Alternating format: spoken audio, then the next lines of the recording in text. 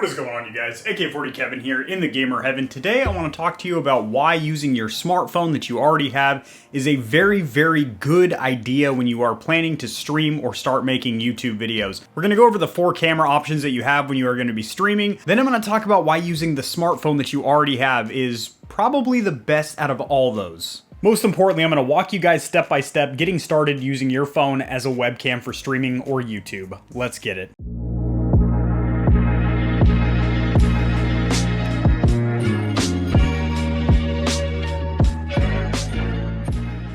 So when you decide you want to start streaming or making YouTube videos that require you to have a webcam, so you're doing some kind of commentary content or screen recording tutorials, stuff like that, obviously you're going to need a good quality webcam, and your options are as follows. You can use an actual dedicated webcam, something like the Logitech C920. You can use your smartphone, which is what we're going to talk about primarily in this video. You can adapt a GoPro, or you can adapt a DSLR or mirrorless photography style camera as a webcam with something like Elgato's Camlink or any kind of a capture card device. So there are pros and cons to all of these. First of all, we'll get the GoPro out of the way because I think that is probably the least viable. First of all, if you don't already own a GoPro, you need to go buy that. You can find a used GoPro on Facebook Marketplace or Craigslist for around the $150 to $200 range.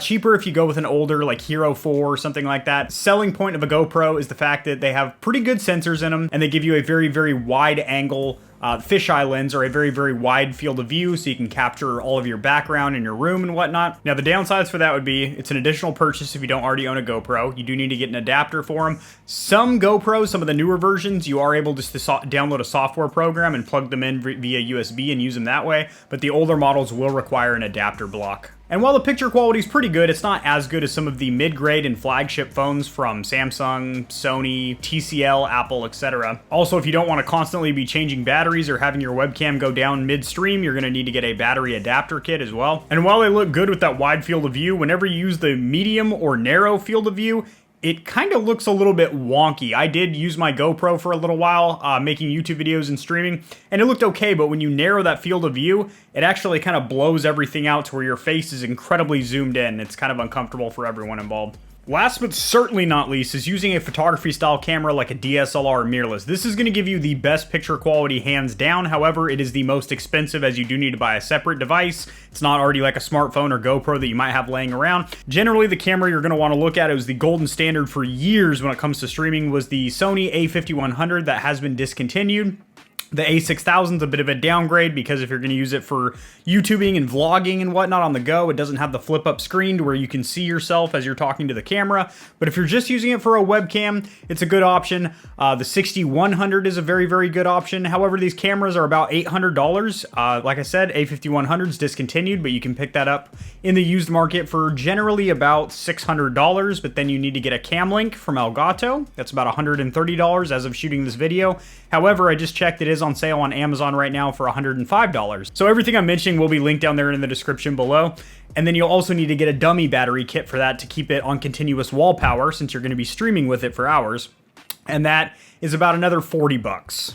And then on top of that, there's a bit of a learning curve there, as it is a photography, videography style camera. You are going to need to adjust some things manually, like exposure, aperture, f-stop, all that good stuff. Granted, you can just put it in auto mode and you'll get pretty good results and whatnot. And then you also want to make sure that all of these cameras have a good autofocus. Now, GoPros have terrible autofocus. In fact, they have virtually no autofocus because basically the sensor's just absorbing everything that it sees because it's an action cam. It's supposed to be capturing you whipping through the trees on your mountain bike or something. Cell phones have very, very, very good autofocus, especially modern phones, and definitely the mid-range to flagship phones like the new iPhones and the new Samsung devices. Most photography style cameras like the Sony a5100 have very, very good autofocus as well, but you have to be careful. I would read reviews on each camera that you're looking at, because sometimes a certain model will have just really bad autofocus, and that's kind of a deal breaker if you're going to be doing streaming. If you're going to be doing any kind of streaming or YouTubing from your PC, where your head needs to be the center of the action and then you want your background gently blurred out. So in my opinion, once you built your stream up, you're earning income through subscriptions and donations and bits and all that other fun stuff, then in-game for you should be to get yourself a DSLR or mirrorless. Now, DSLR I would kind of steer away from because you have to put it in manual autofocus, and you also need to get very, very expensive glass for it, or lens kits. Mirrorlesses generally come in a kit with what's called a kit lens, and they have autofocus built into them that while you are linked up via something like the Camlink, you can use the autofocus. Most DSLRs, like all of them that I've seen, you need to use manual focus while you're connected via USB to that output to your Camlink. And that's not good because you're constantly adjusting your focus every time you move around. It's just not fun. But in my opinion, when you're just getting started YouTubing or streaming, your cell phone is the best option. You most likely already have a decent phone, and the sensors inside of cameras are very, very good when it comes to autofocus, even HDR.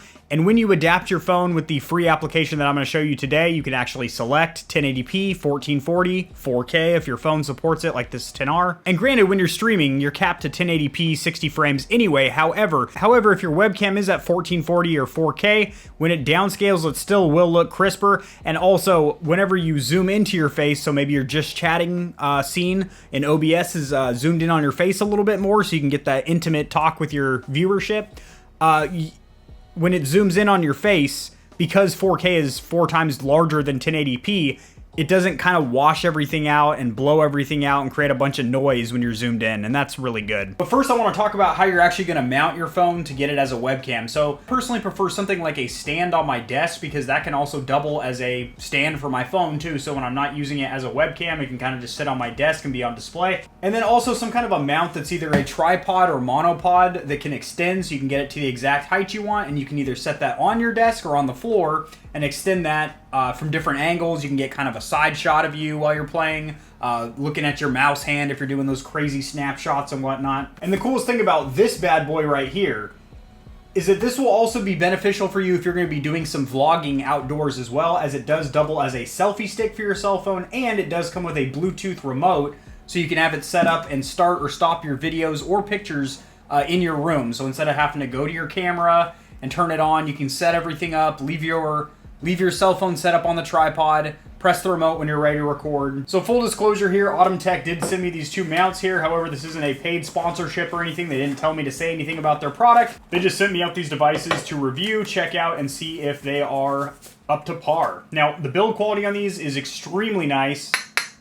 It is metal. It has a very, very grippy rubberized bottom, which is very nice. That will not go anywhere. And there's also rubberized coating in here. There's also rubberized coating on the back and bottom to have your phone resting in there nice and snug. You have 2 little hex screws and an Allen key in there, a 3-year warranty card, as well as an instruction manual here. No color, but English is the primary language. Good font, very descriptive, and shows you how to set up your new mount. And it also does swivel, of course, which is going to be very important when we set this on our desk and we are trying to angle the camera at us. So not only does this look very premium, but it feels very high quality, which is awesome. Yeah, I like that a lot. And their branding is also very subtle too. It just says Autumn Tech on the base there, but it's like very not flashy or anything like that, which I like. It's very, very tasteful, very classy. Now, as for the selfie stick / tripod with the remote, got one little sticky on top here. You have a micro USB cable for charging. You have your instruction manual here, which is a little bent from being in the packaging. No big deal. Good quality instruction manual though. English is the primary language, good font. Very informative, very easy to read, and goes over the functionality of the telescopic selfie stick / tripod and also the Bluetooth remote itself. Now, as for the device itself, this feels very, very hefty. Build quality on it feels very good. This is incredibly solid plastic. This doesn't feel cheap or chintzy or anything like that. You have this textured material here so you can get a good grip on it, which is very, very nice. So if you're going to be using this as a selfie stick to extend it, you're going to grab the end here and pull out. And it does extend quite long, as you can see, and this is very durable aluminum in here, so that's nice. And then also there is rubberized coating. And then also there is rubberized coating in the top and bottom to snap your phone in there. And obviously for different size phones, it does extend and retract and basically clamps your phone in there. And it also does swivel around up and down and left and right so you can get the angle that you want. Now, if you want to use it as a tripod, which is what we're going to be using it for. So to get the tripod to extend, all you need to do is press this button here. You do not need to pull them out or anything like that. Just press the button and they'll kind of separate like that. And then as you pull the tripod out, which you want to grip it by the base right here, it'll automatically pop out like that. And it extends pretty darn long, if I do say so myself. That's what she said. And then when you fully collapse the selfie stick / tripod the tripod device will actually fold on itself. Alright, so if you're going to use the desk mount, this is what your phone's going to be on there like. You can have it in portrait or you can have it in landscape. Obviously, if you're using it as a webcam, you're going to want it in landscape format like that. And also, I just figured this out messing around. I'm sure Autumn Tech did not really intend for their device to be used like this, but I mean, come on. Yep, that's pretty doggone cool. Not gonna lie. Thanks, Autumn Tech. And if we're going for a higher mount to get that down shot on you, this is what it's going to look like on the tripod. Now I'm going to show you guys the application that you need installed on your phone to get it running as a webcam. The application you need is called Iriun Webcam. It is free on the Apple Store as well as the Google Play Store. And then once you have it installed, you're going to grant access to your camera and microphone. Then we're going to come over to the PC and install the same program on the PC, Iriun Webcam. Alrighty guys, over here at the PC, this is the application that you need. You just type in, if you Google Iriun Webcam, it's the first result, and it'll take you to iriun.com. You're going to install a webcam for Windows or Mac or Ubuntu or whatever operating system you are on. This is a very small file, only 18.2 megabytes, so you don't really need to worry about storage or anything. When I turn on the application on my phone, and I link it up with the PC here, my phone is now being used as a webcam, which is pretty cool. But you can choose different video formats here, which is pretty awesome. So if you want to go 1080p, which again, streams are going to be capped at 1080p. However, if you're at 1440 or 4K, which the iPhone and most, flagship phones do, it'll actually look a little bit crisper anyway. When you're kind of zoomed in on your face, it won't be distorted or blown out. And then 2160, so this is 4K. Very nice, very nice. So now Iriun Webcam is going to be recognized as a webcam device. So if you're launching it in Zoom or Skype or something like that, that's perfect. It'll work for that, no problem. However, we're going to be using it for streaming in this tutorial. So what I personally use to stream is Streamlabs OBS, but this will work whether you're using OBS or XSplit Broadcaster or whatever. You're going to add a new webcam source here. You're going to add a new video capture device over here, which says, built-in webcams, capture cards, etc. And I'm going to add a new source. I already have all these ones in here, but add a new source. This is going to be called Add New Source.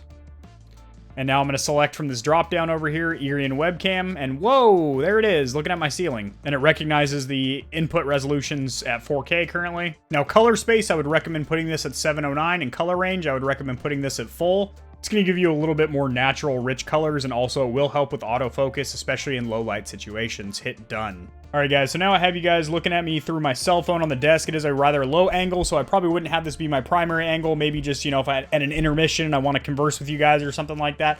But if you look in comparison to my regular 1080p webcam up here, my phone looks a lot better. As far as color depth, as far as richness, autofocus, absolutely everything. It just looks a lot better. Alright boys, so now we're on the stand, and I gotta say, I really do like this angle here. It gives you a good view of my mouse hand for when I'm, doing those crazy flick shots and whatnot, and shows a good portion of my room, of my background decorations and whatnot, which I think is absolutely phenomenal.